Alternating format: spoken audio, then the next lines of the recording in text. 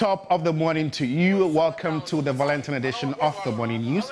This is the first bulletin of the day on TV3 right here on New Day.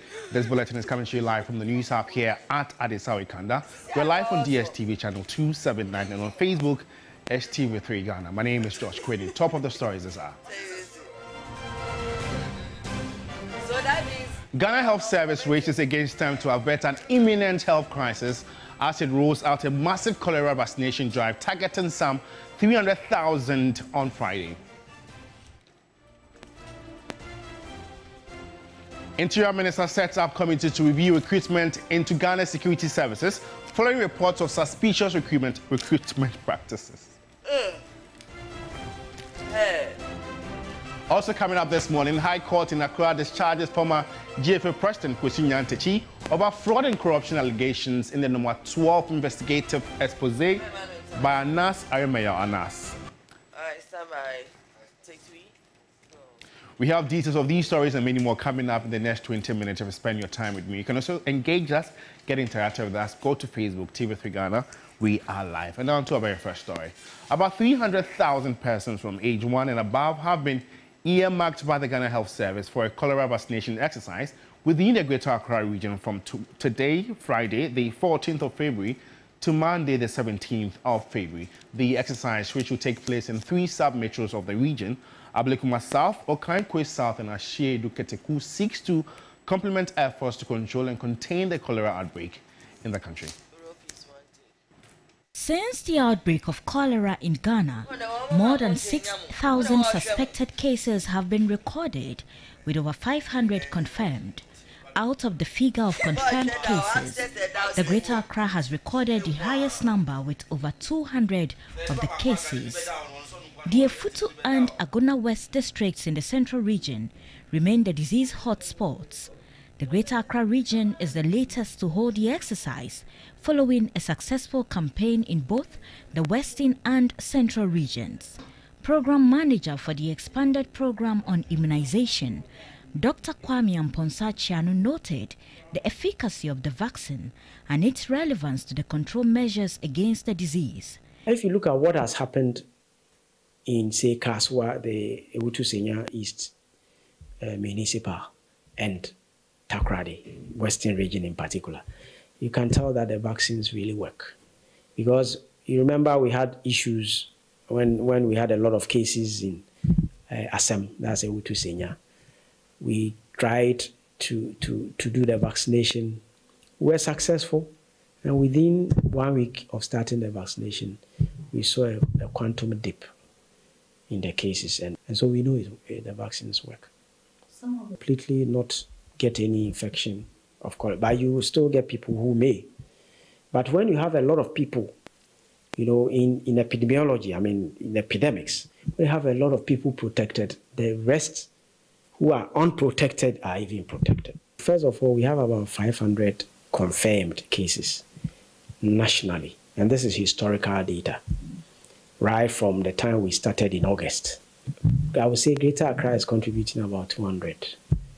But essentially, we have more than 6,000 suspected cases. He further charged the media to tackle the issue from the root cause and assist in educating the people about cleanliness. I would rather challenge the media to rather look at the root cause, because open defecation is a big problem. Health will always be at the receiving end. Incidentally, cholera also thrives in filth. In fact, cholera is a disease of filth. It's actually feces. It's water. It's about sanitation. We don't have the mandate to do that. So we will only try to do the education, but the responsibility of the others. We work with them all right, but I think that we should do a bit more in terms of the law enforcement. All guardians are encouraged to ensure their children participate in this essential vaccination efforts to help curb the ongoing cholera risk in the region. So whilst the Ghana Health Service embarks on this very exercise, we as individuals should ensure we keep our environments clean to make sure this very exercise has a great impact. Away from health, Interior Minister Muntaka Mohammed Mubarak has directed a newly inaugurated committee to develop a clear roadmap for recruitment into the country's security services, ensuring the process is fair, transparent and merit-based. The minister emphasized the need for reforms to uphold integrity in the enlistment process. The minister emphasized the need for the committee, citing widespread concerns over recruitment challenges. He also tags the team with developing a roadmap to navigate the complex issues of recruiting party supporters into the security services. There's a lot of concern that this recruitment that really happened in 2024 was in a rush. It wasn't done properly. But you see, you just don't go taking what people say on the streets on the surface value. You need to get facts and you have to get information. And then we are in a country that we need to face reality. Yeah, I mean, people form party, the party form government, and they expect certain things like when you are doing recruitment, what should happen? We should let it bear open. Are we going to find a neat way of marrying merit, party, and the general public? Should we stick strictly to merit and the general public, and then playing ostriches that political parties do not matter?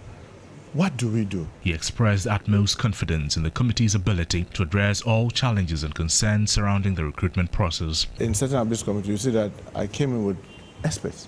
I mean, if you look at all the persons, I try as much as possible to take away the possibility of excessive partisanship. So it is virtually a kind of fact-finding and also sense of giving direction into the future, what we should do. The committee is expected to, within 2 weeks, submit a comprehensive report detailing its findings, challenges and specific recommendations for policy reforms. You put up these 7-member professionals to use 2 weeks to go through those in training, give us recommendations, tell us what to do, even in terms of policy direction. What is it new that we can do to forestall all this kind of suspicion anytime recruitments are going on?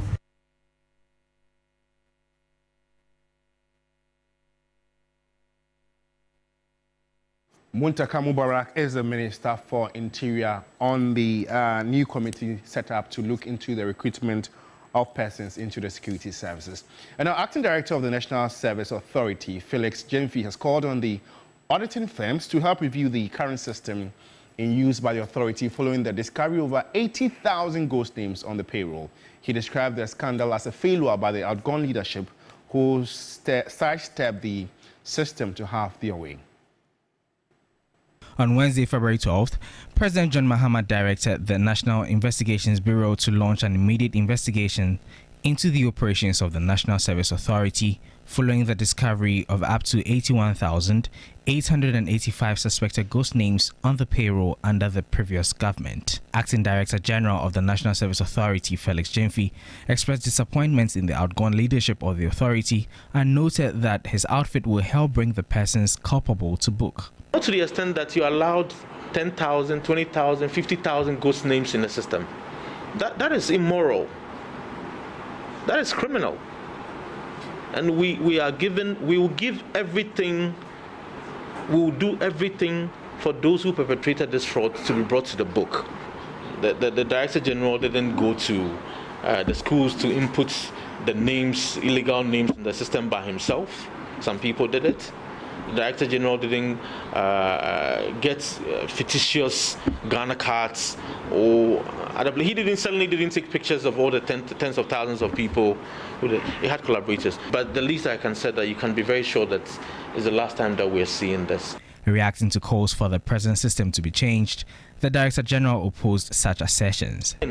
I'm inviting a joint collaboration between the Ghana Journalists Association or the anti-corruption agencies to set up a module or a system in place where we can invite PricewaterhouseCoopers, Ernst & Young, KPMG to immediately audit the system before we consider that, you know what, we have to build new system using different or in set parameters that are available that would help us avoid this ghost name scandal. He also cautioned unaccredited institutions that the students will miss out on being registered for their national service, since the authority will only be engaging with the Ghana Tertiary Education Commission. If we receive lists from the universities and it does not collaborate with the list the universities have sent to GTech, those lists will be declared invalid.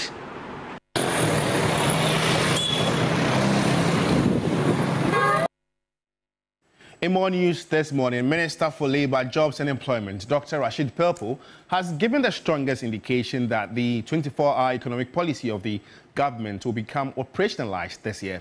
The minister said the government will require strong research-backed policies to back the shift. He outlined these plans at a meeting of NDC's Professionals Forum in Accra. The 24-hour economic policy is one of the key policies proposals the NDC campaigned on heavily to win power. The policy, according to the NDC, is a game changer that aims to transform the Ghanaian economy by increasing enterprise and labor productivity in 12 priority sectors. At the NDC forum, Labour, Jobs and Employment Minister Rashid Pelpo said he is looking at incentive structure for business to support the policy and looking at regulating wages for night shift. Propping up a system which will allow a 24-hour economy to function is a necessary endeavor. Unemployment is something we have to work on. Our businesses need to grow. Extending operating hours means more customers, more transactions, and more economic activity. Our industries need to expand with a well-structured shift system, but let us be clear, this transition will not happen overnight. National President of the NDC Professionals Forum, Sam Piali, called on government to fix the problem of blackouts across the country if he wants to make headway on the 24-hour economic policy. We are seeking to do a 24-hour economy. But everywhere in Ghana, there's total darkness. Even though we pay for street lights, these street lights, some of them are not even using electricity, they are using solar, and yet they are off. It's unacceptable for a country that is seeking to start a 24-hour economy. The guest speaker further outlined key priority areas, including agriculture production. When you look at the industries in Ghana, what they tell you is that, energy is a problem, but a bigger problem is inputs. Right? They are not able to get all the raw materials, enough raw materials here too. So there are a lot of inefficiencies in the system that we need to look at. How do we break these inefficiencies and make sure we are building an economy that works and also works for the Ghanaian? And as part of the agric production that we are focusing on, we're thinking about making Ghana a hub for vegetable production in the sub-region. Well, if you're just tuning in, you're watching the Valentine edition of the Morning News here on TV3. In more news this morning, an Accra High Court has discharged former Ghana Football Association boss Kwesi Nyantakyi after 5 years of tussle over his involvement in the number 12 expose by investigative journalist Anas Arimayao Anas. Failure of the prosecution to present Anas Arimayao Anas has resulted in the former GFA boss walking free. Lord Eduasari reports. The former GFA president was facing charges of fraud and corruption over his involvement in Anas Arimayao Anas's investigation expose number 12. Former Northern Regional Representative of the GFA, Abdullah Al-Hassan, was also charged with conspiracy to commit fraud.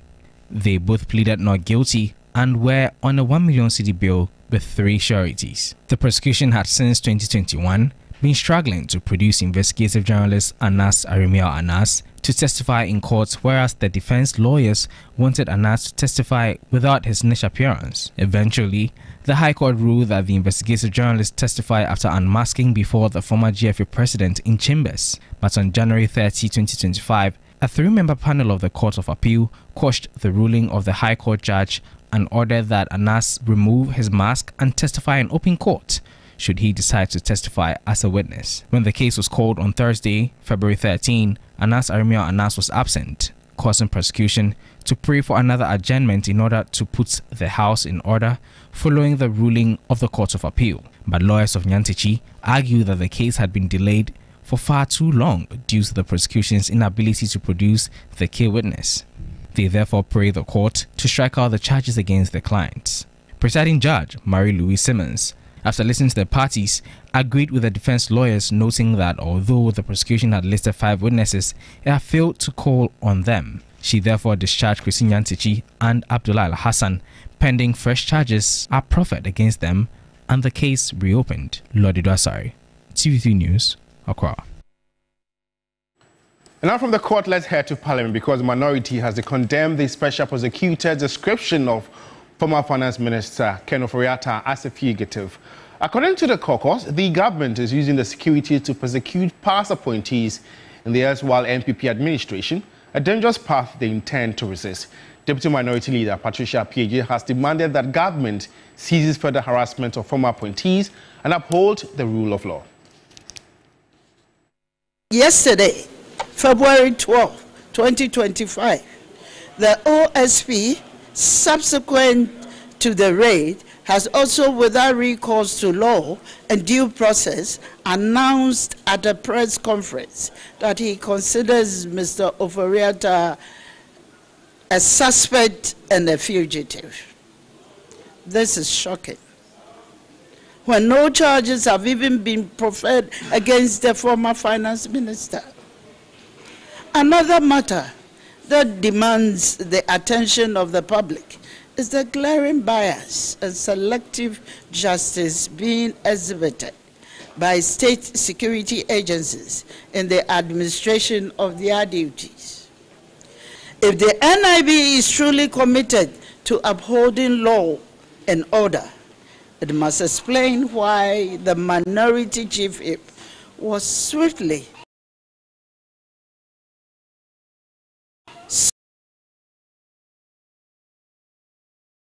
summation of operations at the presidency, who openly threatened the minority leader's life, was allowed to walk free.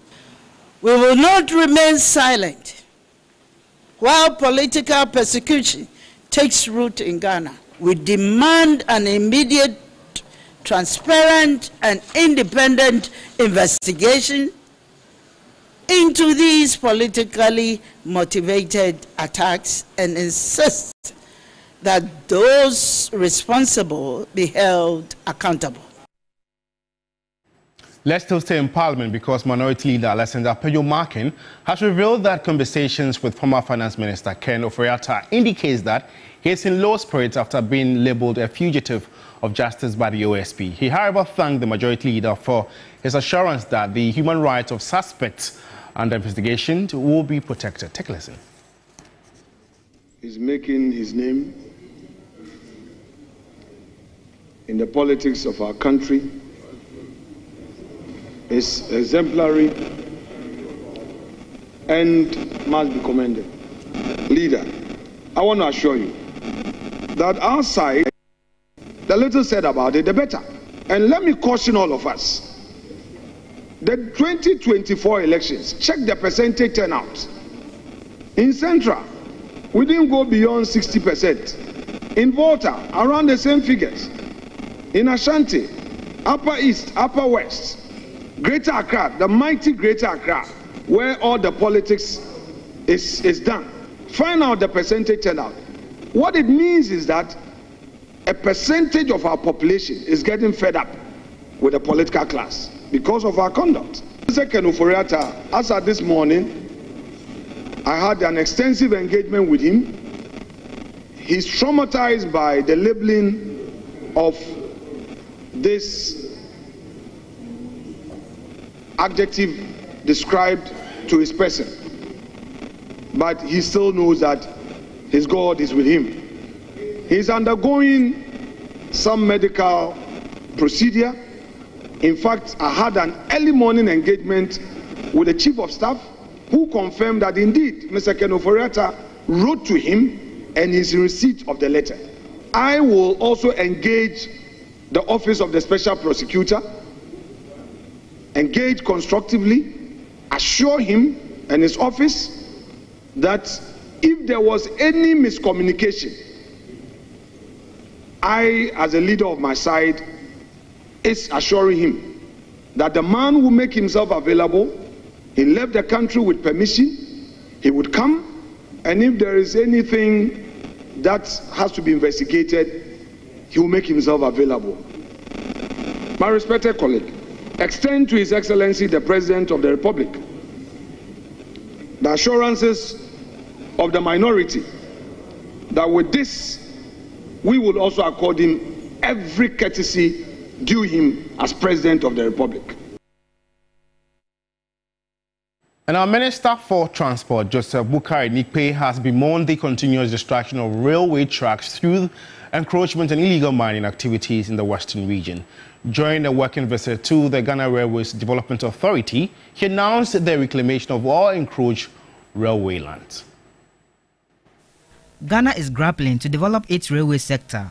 Currently, shuttle services between Accra and Saom has been suspended following the removal of all the rail lines and land belonging to the Ghana Railway Development Authority encroached. The Accra-Tema shuttle service, which is currently active, has also proven to be inefficient, realizing minimal revenue returns. This has affected salary payment of sector workers for 5 months. As it's, the rails are not operating, so definitely they are unable to generate any income. And that is where they will make money to pay their workers. And because they are not operating, there's no any income. So we are going to rely on the Ministry of Finance to see how they can come in to help save us from that situation. Minister for Transport, Joseph Boakai Nikpe, who was on a working visit to the Ghana Railways Development Authority on Thursday, also expressed worry about the rapid pace of illegal mining activities near rail tracks in the Western region, adding that the situation has led to the suspension of shuttle services there. Contractors working on rail lines in the region have also abandoned the site. According to him, a joint operation to reclaim all encroached railway lands is being earnestly pursued, while efforts are in place to enhance patronage of the Tema Impakadan shuttle services. The illegal miners, they have caused damage to the right of way of the railway line. And as such, if we do not intervene quickly, they will get all the contract sums to balloon. I have engaged the national security to help to stop this kind of illegal mining along our railways and also encroachment.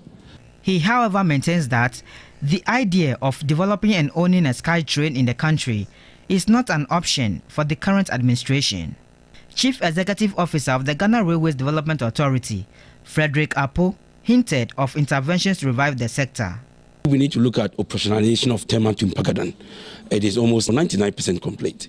We need to look at how we are going to work with all stakeholders, Volta River Authority, with Shipping Authority, and Ghana Ports and Harbour Authority, I think, to see how we can be able to seamlessly move goods from Tema to Mpakadan for onward shipping using the barges of ferries to Bupe. It's an infrastructure that we spent close to about $500 million on, and we must use it. The Transport Minister also urged staff of the authority to work to improve the fortunes of the sector. Stanley Nibleu, TV3 News, Accra. Well, and that's how we end the Valentine's edition of the Morning News. Before we go, we want to wish you, our cherished viewers, happy Valentine's Day. May this day be filled with happiness, love, and joy. My name is Josh Quinn. It's always a pleasure. Go on to Facebook for more news updates. Thanks for watching. Always a pleasure coming your way. Good morning.